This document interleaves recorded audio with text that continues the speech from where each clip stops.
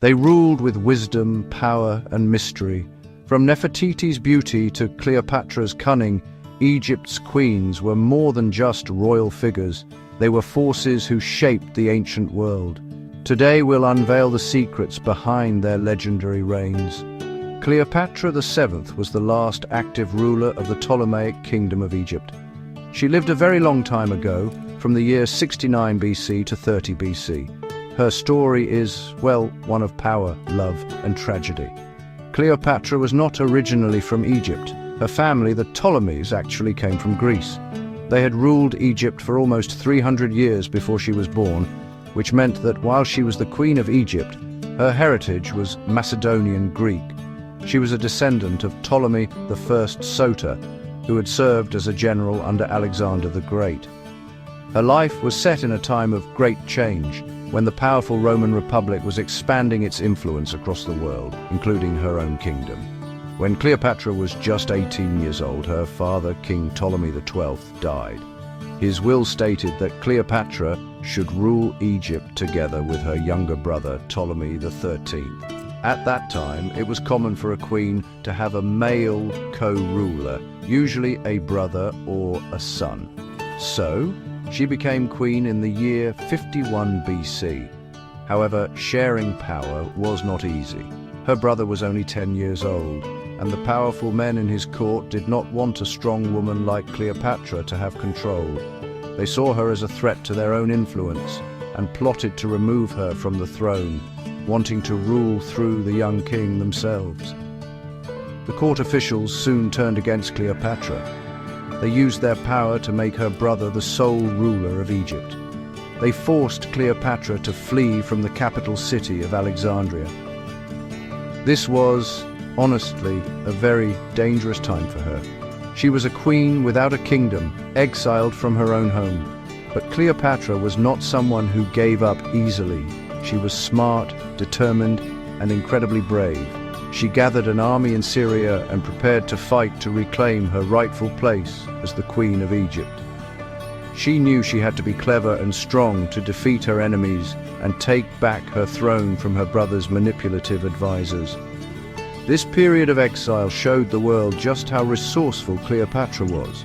She was not content to simply accept her fate. Instead, she planned her return. This was a world dominated by powerful men, both in Egypt and in the rising Roman Republic. For a young woman to challenge this established order was almost unheard of. Her ambition was to restore Egypt to its former glory. She believed she was the only one who could protect her country from being swallowed by the ever-growing power of Rome. Her fight was not just for a crown, it was for the survival of her kingdom and its ancient traditions. What made Cleopatra so special was not just her royal blood. She was incredibly intelligent and well-educated. Unlike many of the Ptolemaic rulers before her, Cleopatra took the time to learn the Egyptian language.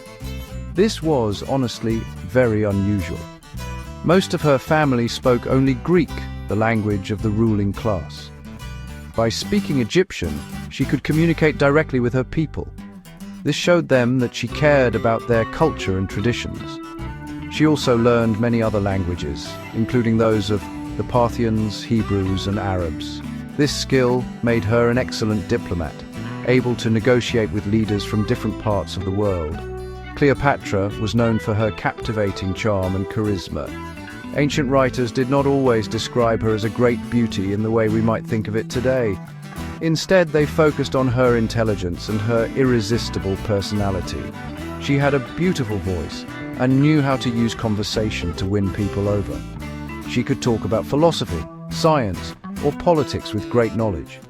This combination of wit and charm made her very powerful. She could persuade even the most powerful men to see things her way. Her mind was her greatest weapon, and she used it skillfully to navigate the dangerous political landscape of her time. Her education was extensive. She studied at the museum in Alexandria, which included the famous Library of Alexandria. This was the center of learning for the entire ancient world. There, she learned mathematics, astronomy, and medicine. This knowledge was not just for show. She used it to govern her kingdom effectively. For example, her understanding of economics helped her manage Egypt's wealth. Egypt was a very rich country, often called the breadbasket of the Mediterranean because it produced so much grain. Cleopatra worked to maintain this wealth and use it to keep her country independent and strong amidst growing threats from outside. Cleopatra also presented herself as a living goddess. She often identified herself with the Egyptian goddess Isis, the mother of all pharaohs. This was a clever political move. It connected her to the ancient religious beliefs of her people and strengthened her position as their rightful ruler. By appearing in the traditional dress of Isis, she reinforced the idea that her rule was divinely sanctioned. This blend of Greek intellect and Egyptian tradition made her a unique and formidable queen. She was not just a foreign ruler. She presented herself as a true pharaoh, dedicated to her people and their gods. Cleopatra's story is famously intertwined with two of the most powerful Romans of her time, Julius Caesar and Mark Antony. Her first major alliance was with Caesar. When he arrived in Egypt in 48 BC, pursuing his rival Pompey, Cleopatra saw an opportunity. She was still in exile, and her brother's forces controlled Alexandria. To meet Caesar, she had herself secretly smuggled into the palace.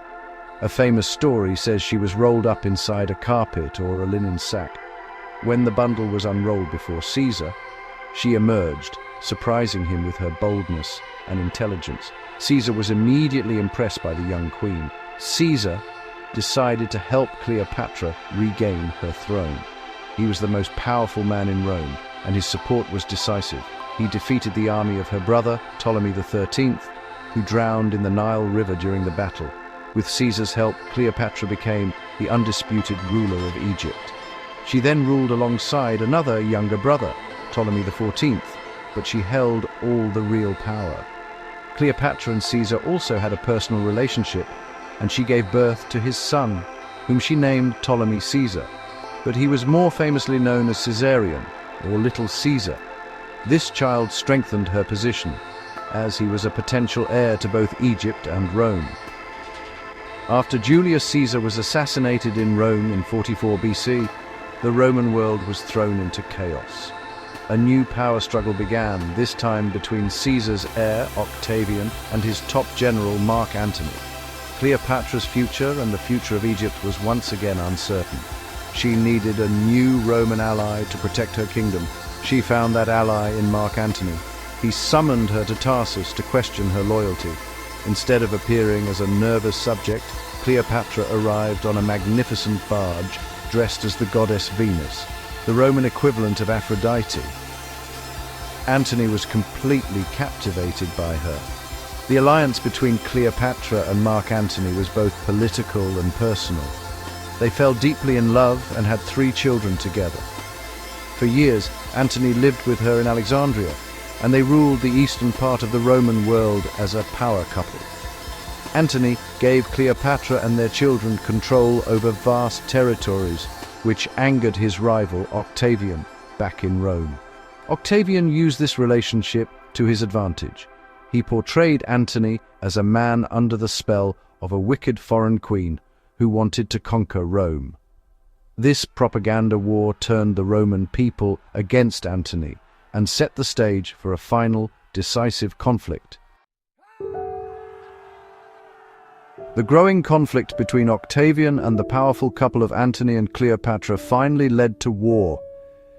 Octavian declared war not on Antony but on Cleopatra herself. This was a clever move that made the conflict seem like a defense of Rome against a foreign threat, rather than another Roman civil war. The final showdown came in 31 BC at the naval battle of Actium off the coast of Greece. The battle was a disaster for Antony and Cleopatra. Their large fleet was outmaneuvered and defeated by Octavian's more agile ships, commanded by his brilliant general Agrippa. Seeing that the battle was lost, Cleopatra fled with her squadron, and Antony followed her. After their defeat at Actium, they returned to Egypt, knowing that Octavian would soon follow. Their support crumbled and their armies deserted them. A year later, in 30 BC, Octavian's forces arrived in Alexandria. Mark Antony, hearing a false report that Cleopatra had already died, took his own life. When Cleopatra learned of Antony's death and realized that Octavian intended to parade her through the streets of Rome as a captive in his victory procession, she decided to take her own life as well. She did not want to suffer the humiliation of being captured and displayed as a trophy of war. According to the most famous story, Cleopatra died by allowing an asp, a venomous Egyptian cobra, to bite her. She was found dead in her tomb, dressed in her royal robes, alongside two of her loyal serving women. With her death, the Ptolemaic dynasty, which had ruled Egypt for nearly 3 centuries, came to an end. Her son Caesarion, who could have been a threat to Octavian's power, was hunted down and killed. Her other children with Antony were taken to Rome and raised by Antony's Roman wife Octavia. The age of the pharaohs was officially over after more than 3,000 years of history. Cleopatra's death marked a major turning point in history. Egypt lost its independence and became a province of the Roman Empire. Octavian, now the undisputed master of the Roman world, took control of Egypt's immense wealth, using it to secure his power. He would soon become the first Roman emperor, taking the name Augustus. Although her reign ended in tragedy, Cleopatra's story has lived on for more than 2,000 years. She is remembered not as a defeated queen, but as a brilliant, powerful, and charismatic leader who fought fiercely to protect her kingdom and its way of life until the very end.